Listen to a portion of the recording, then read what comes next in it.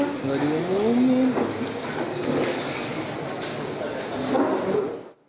Setelah sempat tertunda, akhirnya Pengadilan Negeri Jakarta Selatan menggelar sidang pra-peradilan yang diajukan mantan Direktur Pelindo II Erjelino terhadap KPK.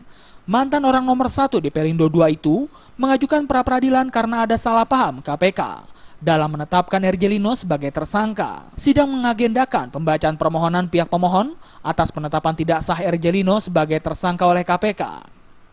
Kuasa hukum Erjelino Magdir Ismail mengatakan, perkara korupsi 3 unit kuai kontainer krain yang disangkakan kepada Erjelino melanggar hukum, lantaran hingga kini belum ada perhitungan kerugian negara yang dilakukan oleh kliennya. Dirinya mengatakan, salah satu syarat seorang ditetapkan sebagai tersangka, tindak pidana korupsi sendiri harus ada kerugian negara yang ditimbulkan.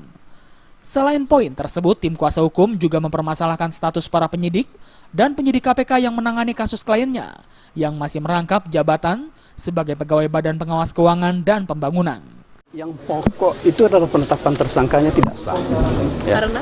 Karena beliau ini kan ditetapkan sebagai tersangka melanggar pasal 2 ayat 1 atau pasal 3 Undang-Undang Tipikor.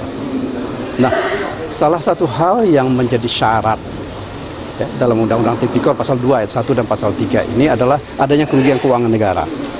Sampai Pak Lino ditetapkan sebagai tersangka atau sesudah itu, ya, kita tahu bahwa KPK belum melakukan penghitungan kerugian keuangan negara yang dilakukan oleh lembaga yang menurut Mahkamah Konstitusi harus dilakukan oleh ahli. Nah, lembaga yang dianggap ahli oleh Mahkamah Konstitusi dan oleh Undang-Undang Dasar adalah BPK. Jadi KPK tidak bisa menghitung sendiri kerugian keuangan negara. Sementara itu, kuasa hukum KPK Setiadi mengaku telah mempersiapkan semua bukti dan saksi untuk melawan gugatan yang diajukan oleh tim kuasa hukum Erjelino. Tadi kan sudah saya sampaikan untuk masalah jumlah kan ada keliru. Ya. Kemudian untuk jawaban besok, silakan rekan-rekan media akan menunggu untuk jawaban dari kami besok pagi. Tapi selain hasil dari penghitungan itu Pak, Akan kami sampaikan besok pagi. Ya. berarti akan dibuka Pak hasil perhitungan kerugiannya Pak? Kita lihat aja nanti besok ya. Sidang lanjutan pra-peradilan sendiri akan dilanjutkan Selasa 19 Januari 2016 dengan agenda mendengarkan keterangan saksi dan para ahli.